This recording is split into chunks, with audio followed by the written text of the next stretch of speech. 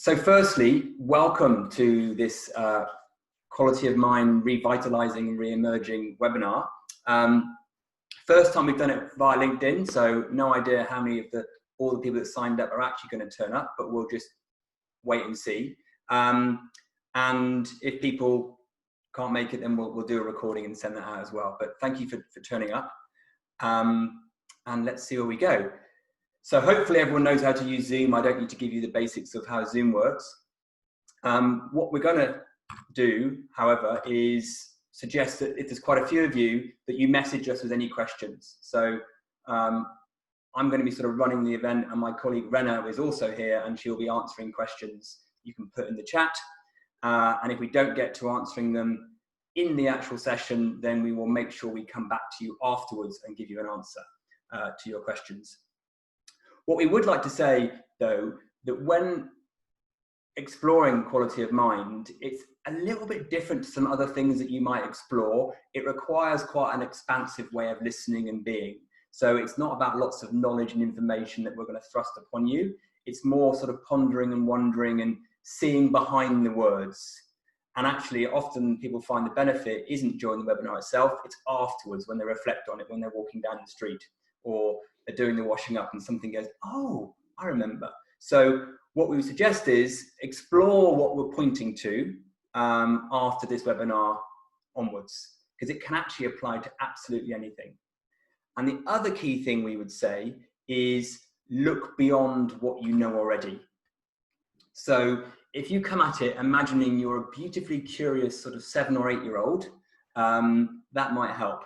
So this is an introductory session. So we're going to go quite rapid, but if you can just resonate with something we're saying, it's probably more value when you start to consider it afterwards. So explore as you don't know, don't try and work it out, and we'll see where we get to. How's that? So the first thing, what we wanted to do today was actually a few things. Firstly was to talk about how a view of how COVID's been affecting us from the lens of the mind. We're then going to get into this thing that we've called quality of mind and its role and relevance to everything, including revitalizing and re-emerging. We're then going to talk a little bit about what's behind quality of mind and an alternative view, I guess, on how to get the very best out of yourselves. We're going to share a couple of metaphors to hopefully illustrate that, and then talk a little bit about so what and now what. So this, hopefully you can all see the screen. This slide just encapsulates in a nutshell some of the things that we've noticed organizations that we know and some are working with have been focusing on during this unprecedented time, to use that popular phrase. Some of the things that they've been doing. So in the short term, organizations have been de-risking, looking at safety, cost control, compliance, narrowing down to a core focus, obviously adapting to different ways of working, reorganizing some resources, maybe amending their product offer if it needs to change how it gets delivered, and of course, informing, engaging, keeping staff positive. As we emerge into a more getting back to some kind of normal or new normal, there's probably a load more reorganizing resources going on. We're trying to re-understand our markets. We're shifting strategies and product offers, might be engaging our stakeholders, investors, suppliers, renegotiating terms, trying to predict economic future and risk, and of course, engaging our staff and probably trying to get our staff to really be on their top game, see opportunity and get more from less.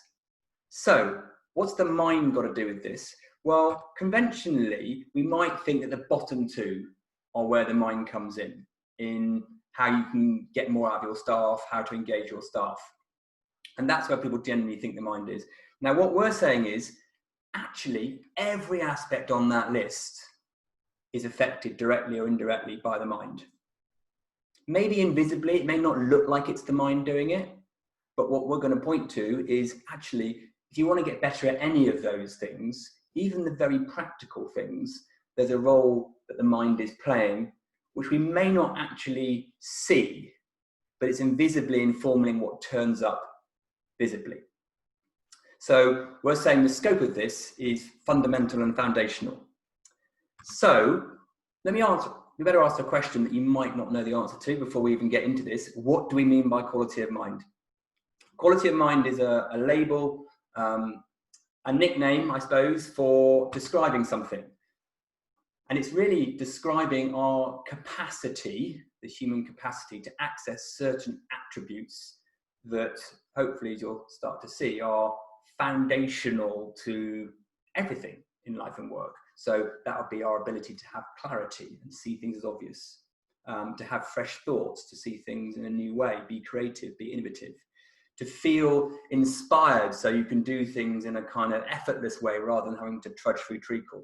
To feel confident, resilient, seeing possibility, connecting with others, intuitively understanding things, connecting to our own purpose, well-being, or you could sum all that up by saying flow. So, and it's probably fair to say that for most of us, that varies.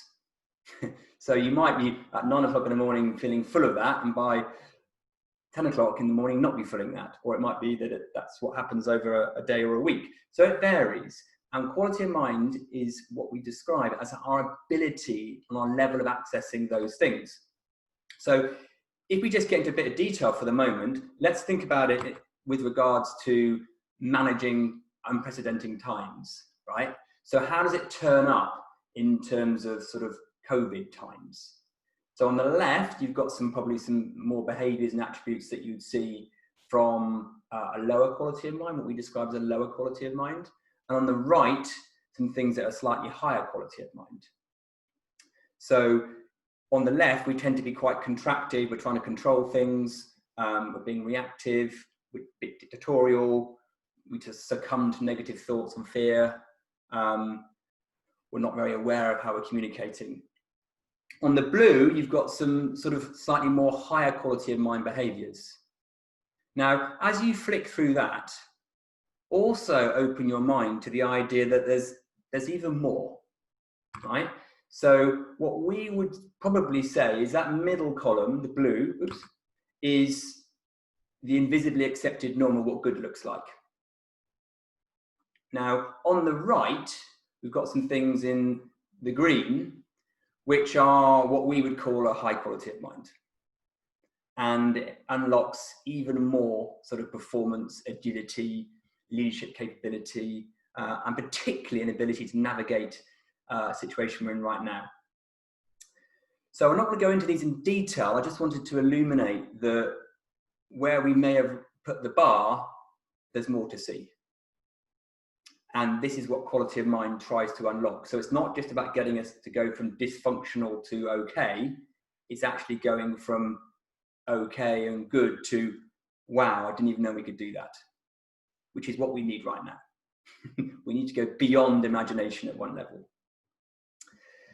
By the way, as we're going through this, if you want to put questions down, things you're not getting, please put them in the chat and we'll try and address them as we unfold this. So we want to just describe to you another way of describing quality of mind. And we're going to use a metaphor. And the metaphor we're going to use is the hard drive and the cloud.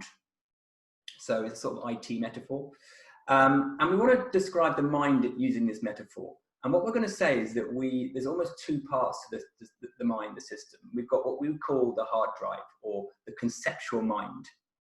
And this conceptual mind is all the things you'd really associate your mind with, you know, ability to access knowledge, skills, judgment, rationalization, making meaning, narrative, understanding things, conceptualization. It also includes the very self that we are.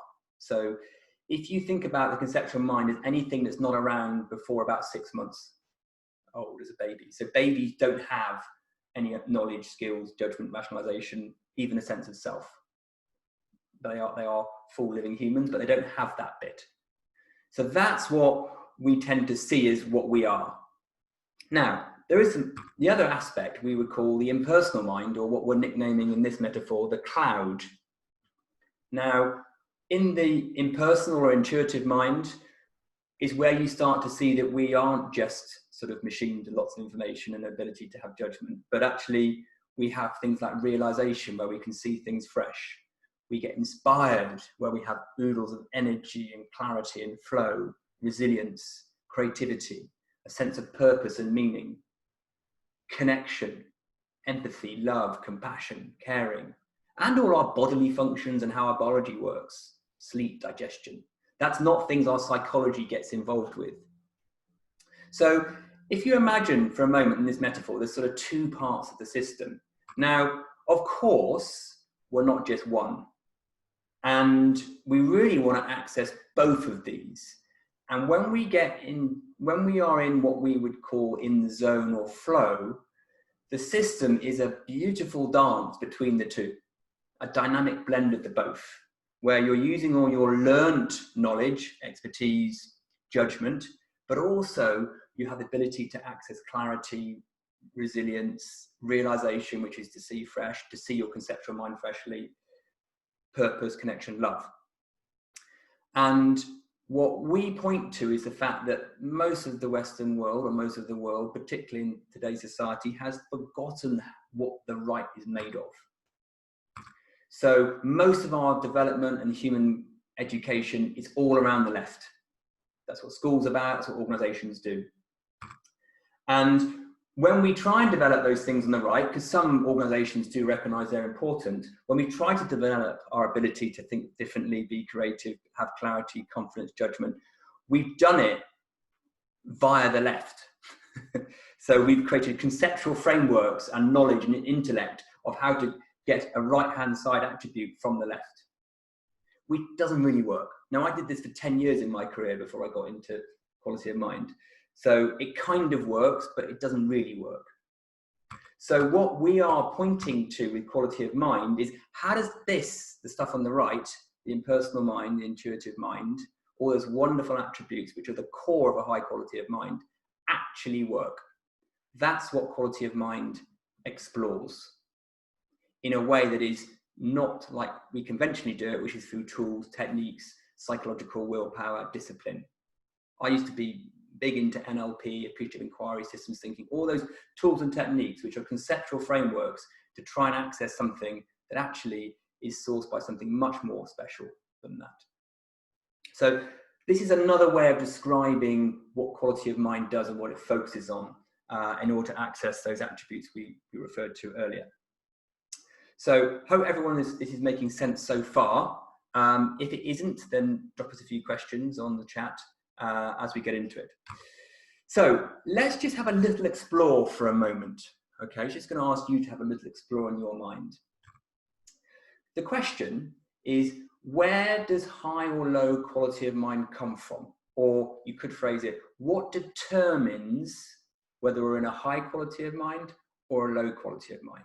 Now, what we'd love you to do is just to tap into the chat what you think your answer is. No right or wrong, but just tap in what you think. So what determines, or where does high quality of mind come from? Where does low quality of mind come from? So just put in whatever you like, and we'll just get a feel for it.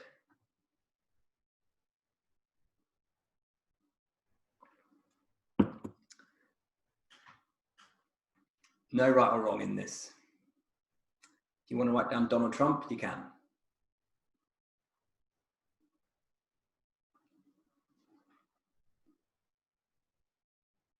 Great, got some answers coming in.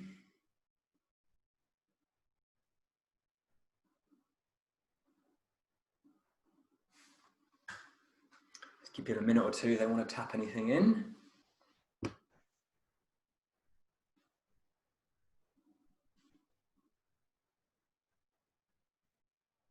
Okay, got some great answers. So from all the way from the from consciousness to what I'm thinking, to sleep, to self-esteem, stress gets rid of it, self-awareness. Okay. Anyone else want to say anything? You don't have to copy what they're saying. So we have a fairly enlightened audience, but let's just carry on. So does adversity equal low quality of mind is a question. Does what happens to us in the world of environment, circumstance, past, future, other people determine our quality of mind is one question you could have. Maybe sometimes it looks like it does. Maybe it looks like if we've got poor health or children to deal with, or a boss that's annoying, or no money, or someone wrecks our car, then we're going to be in a low quality of mind. And it might look like on the other side that good circumstances could equal high quality of mind. So if we're in good health, good well-being, nice car, nice house, money, etc. Although from your answers, most of you are spotting it's probably not that, which is great. We could put COVID on there, or on the first one. So what we want to point to is our answer to that question: how do you get a high quality of mind? And when we're working quality of mind, before we help apply a quality of mind to a context organizationally, we start with the understanding of the mind. And we start to helping people explore themselves to have realizations about how the mind works, which is different to conventional understanding of the mind. And we're going to give you a little bit of a feel and a clue about that right now. So before we try and even think about what is a high quality of mind going to do for us, we start with the understanding of the mind. So it actually starts with a very fundamental question of how do we see reality itself? What is reality made of? Now, bear in mind, this is a 1 hour introductory session, and we're not going to get deep into this right now.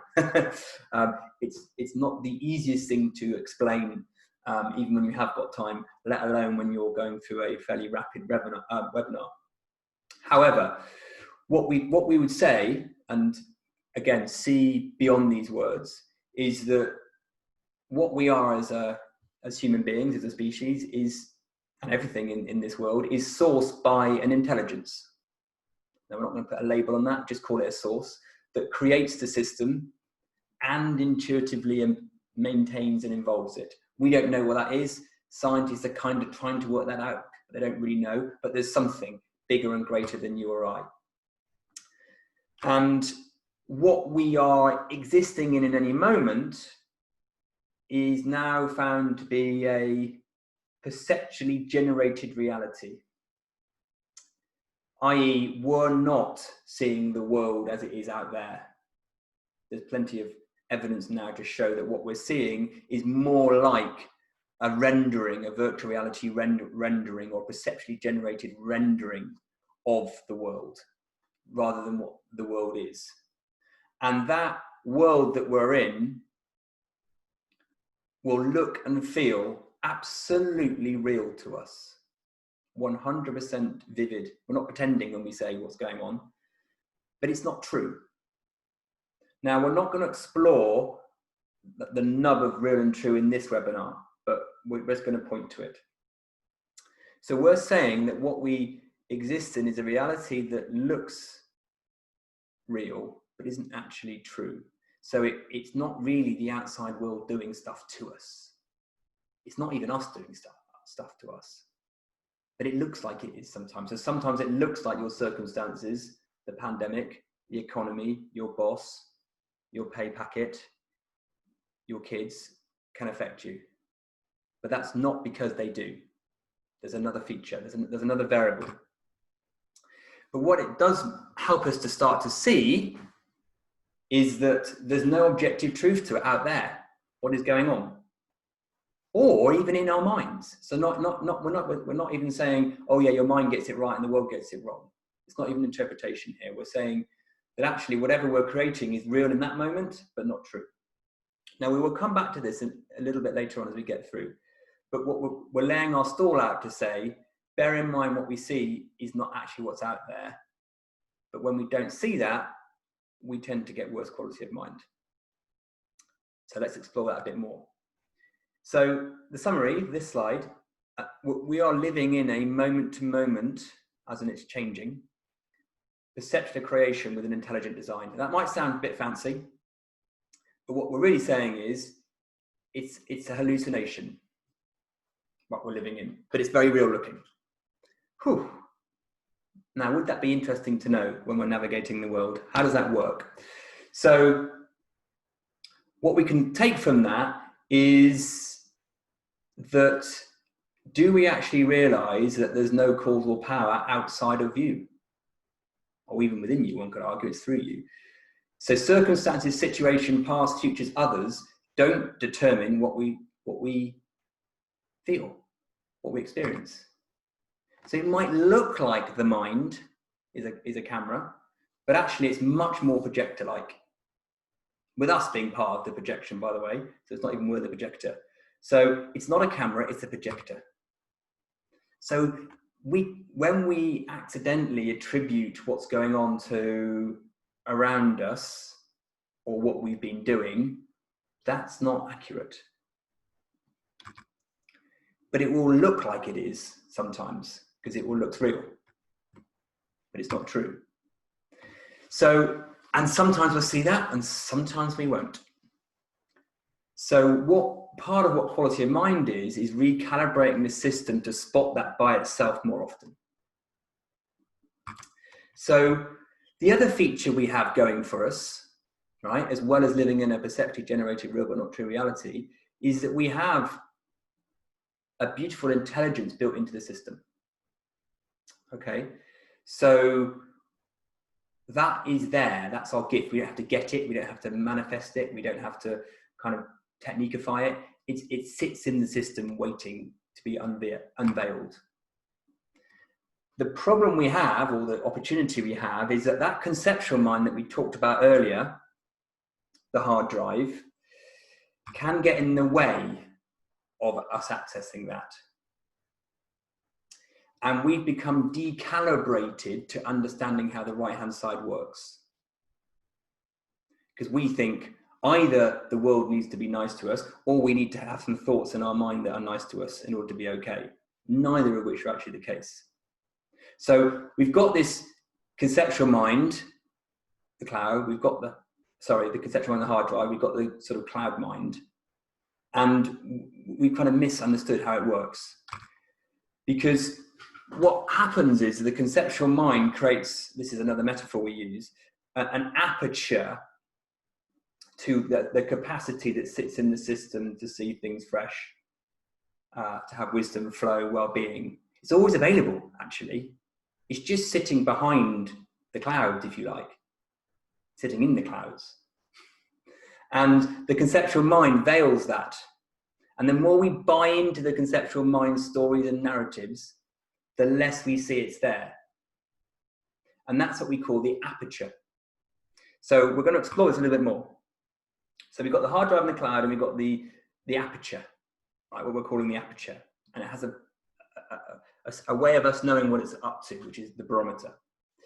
So the system has a beautiful design in it, really, which is that there's infinite potential. Now, you may doubt that and go, really, is there? But if you pause and explore, you yourselves might have done amazing things in your life that you didn't know how you did, but you can definitely see it in others sometimes. So there's a capacity in the system for fresh performance, well-being, and resourcefulness. There's the conceptual mind that gets developed as we grow from little babies, and the conceptual mind creates an aperture to that potential. Now, there's never a permanent shutting off of that aperture. You may think for some people it looks like that, but it's not. It just looks very true and fixed, but it's not. So how do we know? Actually, before how we know, let me just sum that up. So our aperture, or the aperture, determines our ability to access all that wonderfulness that exists. But it's one thing that's really important just to notice. We're not saying here your aperture just determines your ability to cope with the world as presented. The aperture actually determines how the world looks in the first place. So we're not saying, hey, you're equipped to deal with the world however bad it looks to you. We're saying the aperture will determine how it even looks in the first place. So very simply, if you're feeling stressed and annoyed, isn't it funny that everyone else on the road or the train or the tube or the household looks stressed and annoyed? And when you're not, everyone else looks a bit more chilled out. Or people walk around in COVID just sensing fear. They're kind of seeing it, and then they see it. So the aperture not only determines your resourcefulness, it also determines how you see it in the first place. Now, how do we know what the aperture is up to? Let's do a little experiment. So we'd love you now just to spend a moment, close your eyes, do whatever you want to do, take a breath. Take yourself back to a time when you were in flow. So it doesn't matter what you're up to. It might be your hobby. It might be when you're at work, you're playing sport, you were just in yoga, you're going for a run, you're having a conversation with a friend, knitting, washing up, doesn't matter what the thing was. Just take yourself back there for a mo. Just allow it to breathe it in, see it, hear it, feel it. And then jot some words in the chat about what that feels like.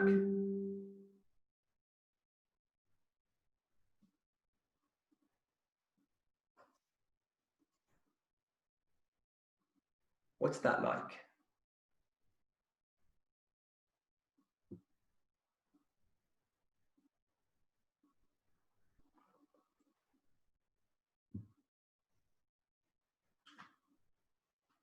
How resourceful did you feel?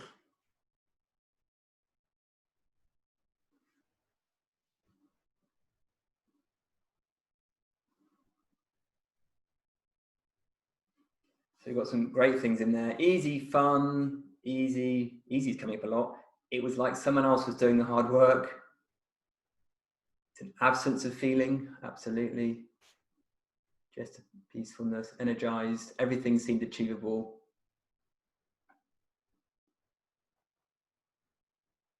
Now, if we think, how did that turn up? How did that arrive?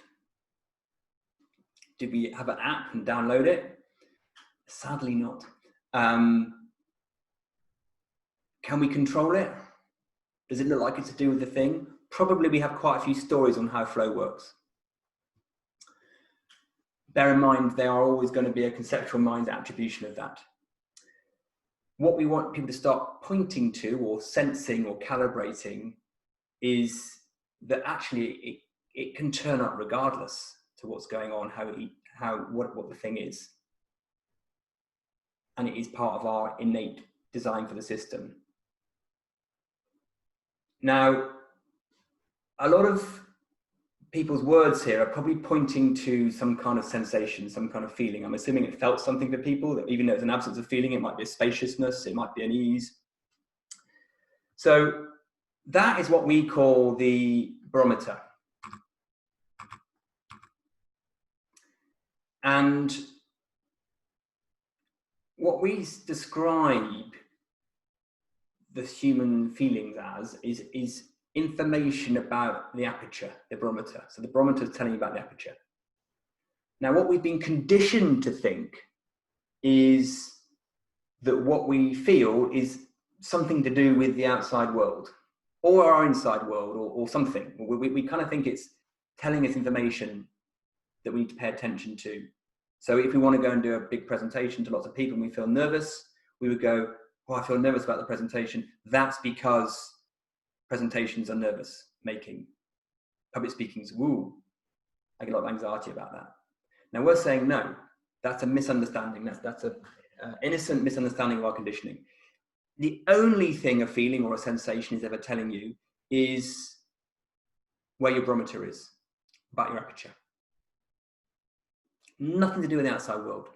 But we use feelings to tell us about the outside world. Now, the reason we're pointing that for people to see that is because there is no causal power directly in circumstances, situations, but we attribute it. And feelings are incredibly useful if we see them as an indication of aperture. So feeling stressed out and anxious is super helpful because it tells us one thing, not that there's a super stressful, anxious world out there, that our aperture is closed, which is useful to know because then I might not perform on that. I might not act on that thought that came through because I'm anxious and stressed. So feelings are useful, not because they're telling us anything about the outside world or us. They're just telling us about the aperture. And therefore, anything that's coming through the aperture in the content of the mind, we cannot pay attention to or just take lightly. So that's a really key point that most of modern psychology has missed. Most of us trying to fix our feelings. We think we need to fix our feelings and need solutions. We're telling you they're super useful just as a noticing of where your aperture's at. Because when we understand where the aperture's at, we know the quality of what's coming through the system. So the thing we tend to do, though, however, is use our conceptual mind's thoughts to tell us where our aperture is, rather than our feelings. So you say to someone, oh, I'd like to talk to you about blah, blah, blah. Are you open to have that conversation? Oh, yeah, absolutely. Yeah, I'm always open. Yeah. The person starts suggesting something that, you're not massively happy with. It starts feeling a little bit like, well, why is he suggesting we do this differently? That's not good. I don't think that. No, it's easier than that. Blah, blah, blah. And our feeling is actually contracting, but we still think we're open. Or having a conversation with our significant other, and we're listening and we're nodding and we're like, yeah, no, it's, yeah, I'm hearing you. I'm hearing you. But if we tuned into the feeling system, no, we're not. We're contracted. So feelings are a better indication of aperture than thoughts. And here's a few things you can just look at. They're just words. See what goes past them. See what they're pointing to. These are little signposts for our aperture. So on the left-hand side there, we've got some words to describe sensationally what it's like when we're in a low aperture. So things feel a bit urgent. Everything has to be done right now. Get a bit tense or tight. Icky is my favorite word, but that doesn't really get on the slide. We might feel a bit overwhelmed. A lot going on. A bit self-conscious. There's a lot of us in the picture. We might just withdraw. Any strong emotion is a sign of a low aperture, particularly the one at the moment that needs to be spotted is passion. Passion is usually low quality of mind. Not always, but usually. Then on the other side, the lightness and the clarity and the flow that comes, the energy, all those words those are the words you sort of said just 5 minutes ago in the exercise, right? Now, what we like to do is override, or we stop noticing, we've decalibrated ourselves from noticing these feeling signposts, and instead we ask ourselves how we feel. Now, there are a few sort of behavioral signposts you could look at. We won't go into all of these, but these, again, are little signs that you're probably in a contracted aperture. And just think about workplace and how these turn up. Think about politics, think about the government, right? Think about social media. So if you're trying to get your point across, you need to be validated, you're wanting to be right, you get distracted, you're judgmental, not listening deeply. They're all signs of a contracted aperture. And the opposite. Now, bear in mind, these things get normalized so fast that we just think that's just how things are. Of course, that person's, doing that, blah, blah, blah. We just assume normalized. So what we're pointing to here is that if we tune in a bit more to the aperture from a feeling perspective, a sensation, if you don't like the words feelings because it sounds too indulgent or emotional, we just mean sensations, really. And they're quite subtle. So we don't mean the feeling, am I feeling happy, positive, sad, angry? It's the space before the feeling. That's the spaciousness, right? The presence.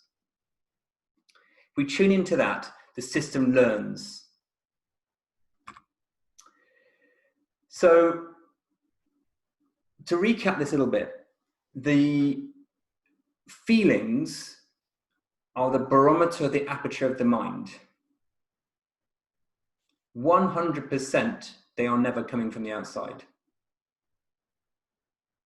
Despite how it looks, despite the real but not true appearance of reality, they aren't. And you can tell that because things change, don't they?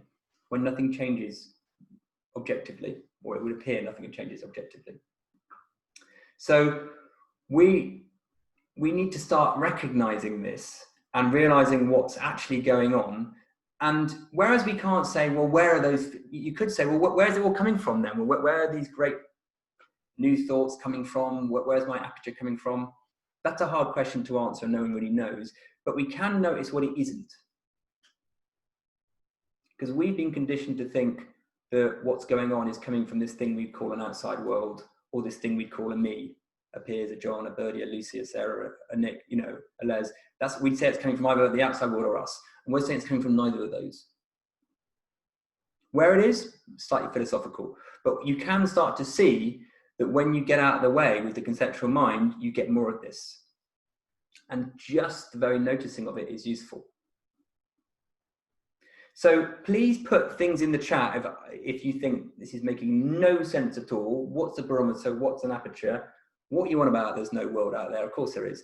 Put whatever you want in the chat. You'd be very normal and human if you did. So please let us know, because I've realised I've been rambling for a long time.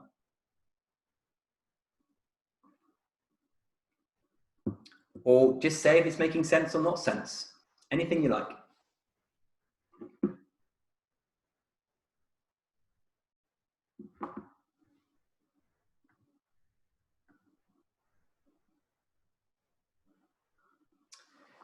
Now, there's a little bit of a trick to this. Actually, it's not a trick. The key thing here is that knowing this intellectually and agreeing and nodding with yourself about it is nice. But the rubber don't hit the road, use that phrase, until we realize it. So, do you remember the conceptual mind and the intuitive mind, the hard drive and the cloud? Knowing this would be on the left-hand side, would be conceptual. And you could describe it to someone. So what happens is the mind does this, it does this, and it does this. Now, what we're saying is you have to, the system sees this and recognizes it innately beyond the intellect. And that's when things just shift. And it feels different, it feels spacious, you find more flow, you end up in that higher quality of mind without really knowing why. So if it's making sense to you intellectually, great. Now's an opportunity to see it more deeply, actually beyond what you can see conceptually, and for it to actually realize into the system.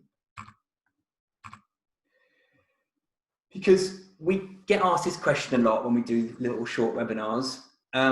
Great, please, can I have some higher aperture?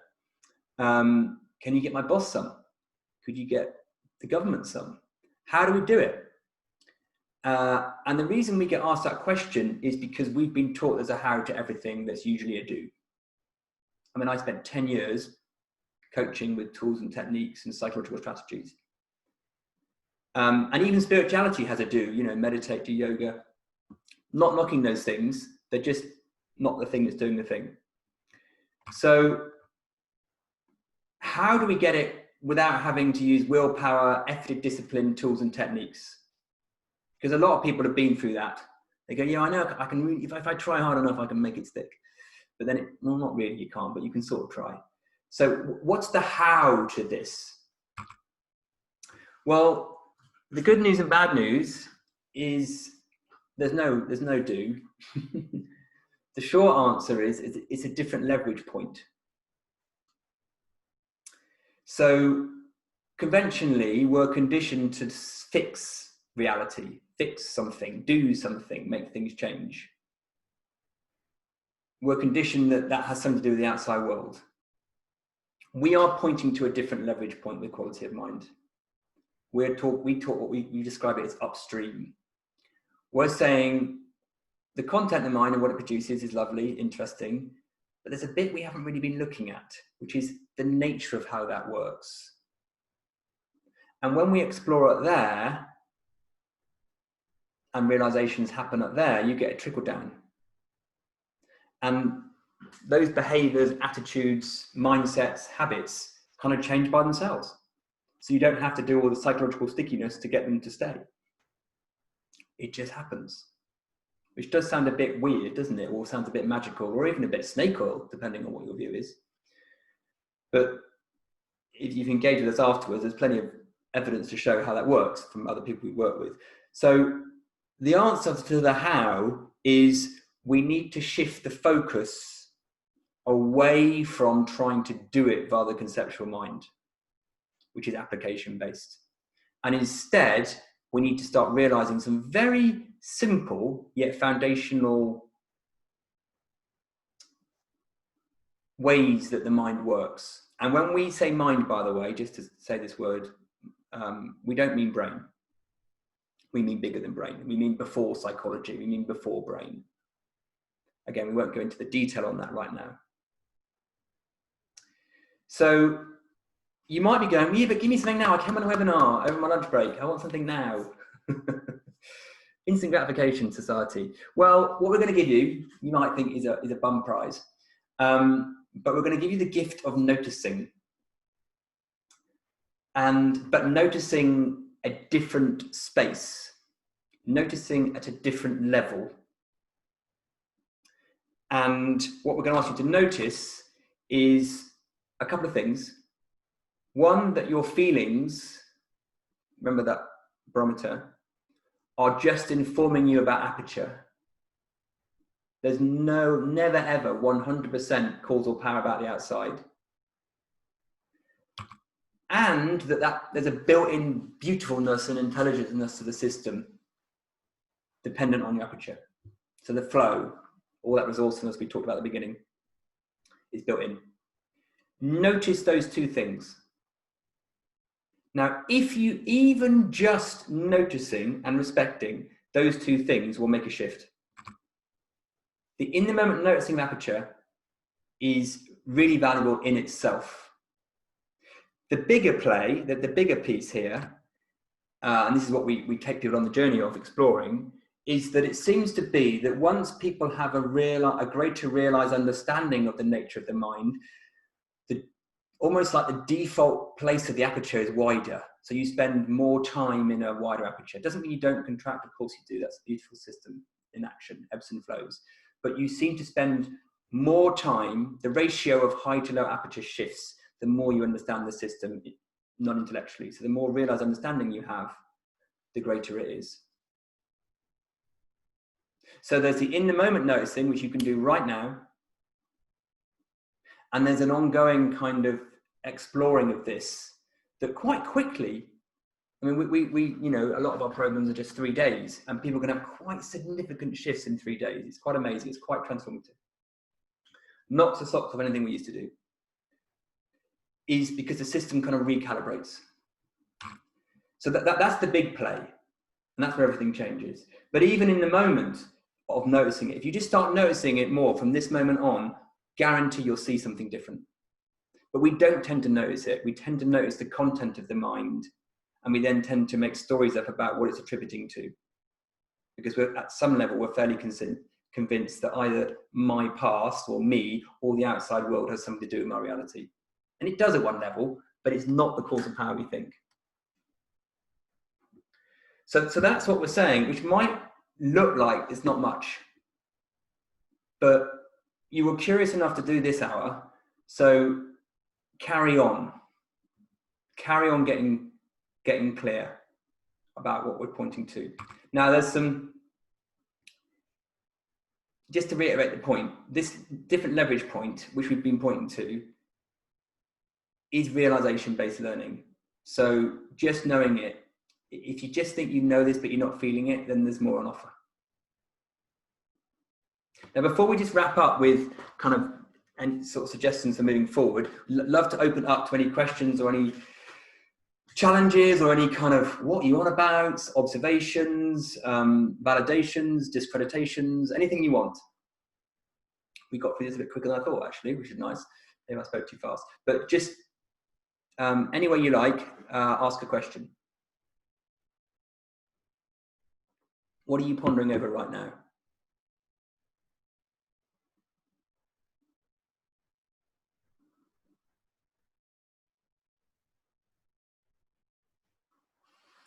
Did it make sense? you know it already? Is it all hoo-hoo? Do you want me to expand on something? Can I ask a question, Piers? Yeah, hi, that was really interesting, thank you. I'm curious about so you mentioned about tools and the way of coaching before and using the stuff you knew around NLP and that sort of stuff. I'm curious about where tools fit in for you in this. Yeah, well, they don't really, because to me, any tool reinforces the wrong view that the conceptual mind's the way forward. So a bad metaphor would be that if you're trying to teach someone that the body floats, anything you chuck in the water, they'll grab onto. And whereas there may be an instant effect of a tool or a technique, like I used to use all the time, it seems to distract people from seeing the bigger thing that we're pointing to. So can be useful in the short term, but totally gets in the way of the bigger realization. So, and it confuses it for people. I used to try and do a blended approach between this and tools. And actually they contradict each other.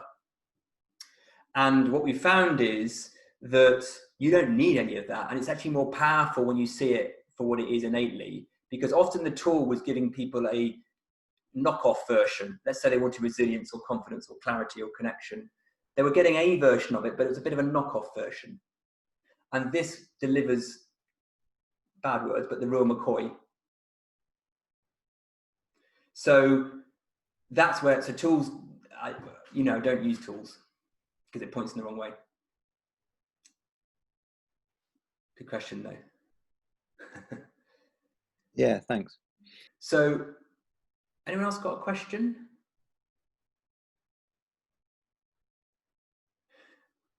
And I think it's quite hard to do it justice in just a short period of time. But so this was a sort of illumination for you just to see whether the direction makes sense. And I'll just kind of bring it back to the title of the webinar, which, we sort of said was revitalizing and re-emerging. So, and this is just a kind of a bad way of doing this, but how are we going to re-emerge into this world of COVID? Again, these are just generalizations, but you've kind of got some people who are struggling and you can see the reduced capacity. You've kind of got people who are what I call brave face struggling. There's still reduced capacity, but they're like, I'm okay. There's people who are kind of coping, but the pressure is taking its toll, maybe invisibly. They're getting worn out, they're getting tired, they kind of want to rest, they're not sleeping very well, they're feeling a bit anxious, but they're kind of getting by.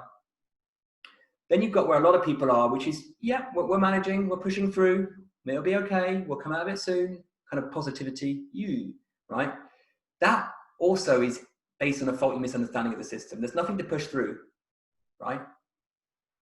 But that's where a lot of people are. I'm in quite a noisy place, so I've typed in my question in the thing. That was brilliant, thank you. Okay, thanks, Graham. I'll have a look at your question. Thanks. How could I have a more detailed conversation? I'm just in a noisy office at the moment.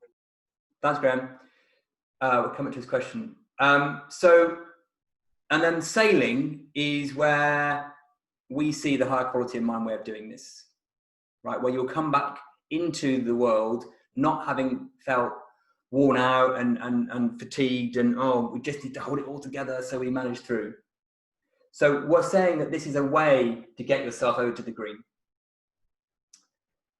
So because I know some people are probably going to head off in a minute, I'll just pop into, and then we can ask a few questions afterwards, what we're doing next. So this little webinar was a precursor to a program we're running called Revitalizing and Re-emerging, which will be a 6-session virtual program, which will explore what we've talked about today in more time.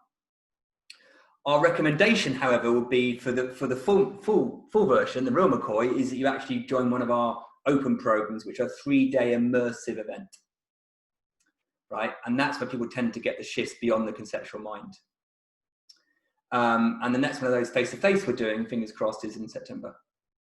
However, what we'd offer to you right now is anyone here is very, very welcome to say, come and have a chat with us one-to-one, because it is a difficult thing to explain over a webinar. It's a difficult thing to explain to a group in just a transmit. The dialogue is where it comes alive for people. So reach out and say, yes, please come have a chat. We also have a podcast, which people like as well. So you can join the podcast. I'll put all these, I'll send you all out a list of these links, but it's qualityofmind.co.uk. We have a website, qualityofmind.biz. It's all on there. So if something in this hour, even 10 seconds, you've gone, that's a bit interesting, stay with it. It only gets better. It might get a little more confusing on the way, but it only gets better. So that's what we're offering now. So there's a one-to-one chat with us. There's our Revitalising Re-emerging program, which we can do in-house or open program, either. So if you've got some people in an organisation, we can run it for some people virtually. It's quite easy to do. Or we'll do an open version, and then we have an open program and in-house programs as well, face-to-face. So I'm just going to come back to any questions. Food for thought. The greatest challenge is breaking the conceptual mind's hold on our impersonal mind.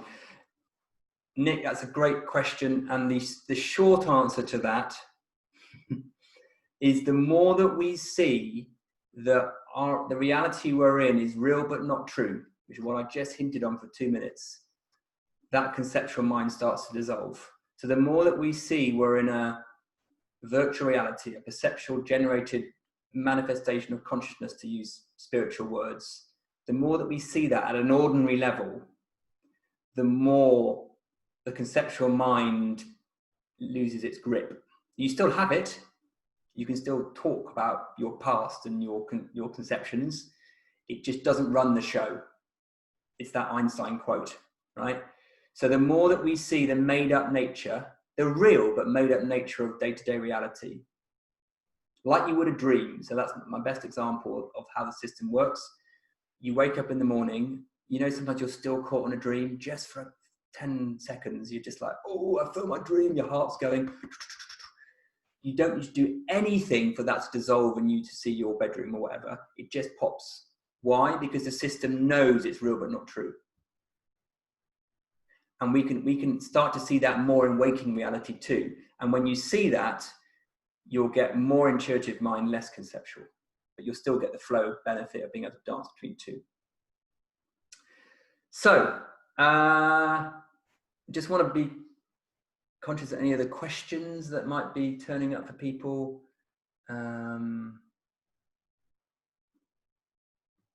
Please do ask any. Right, like the metaphor.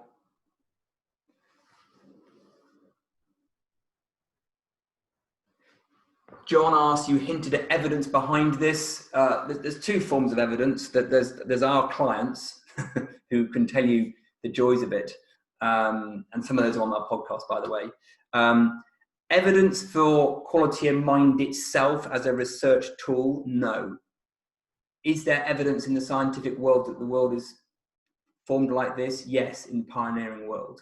But the best evidence we would point to is the talking to someone who's had these ahas, these realizations in their business, to see how it's helped them in life and in work and across everything. That's the best evidence. If you're looking for scientific evidence, we can point to a few talks about it. If you're looking at something else, then I would just question what your conceptual mind's up to. And just see whether it feels right, which you could say is a nice way of getting out of the question, but I think that the main way is to talk to people who have been through it. So, anyone else got any questions before we all dissolve back into the afternoon? But I want to just thank you all for turning up and finding it through the LinkedIn way. Thank you all for listening to the rapid version of this. And please do reach out if it's at all interesting. Our suggestion would be that it is worthy of further investigation. So we'll say bye-bye. If you want the recording, if you want the links, then contact. We'll do all that for you as well. Thank you, everyone. Take care. Enjoy your days. and I'll press stop and end.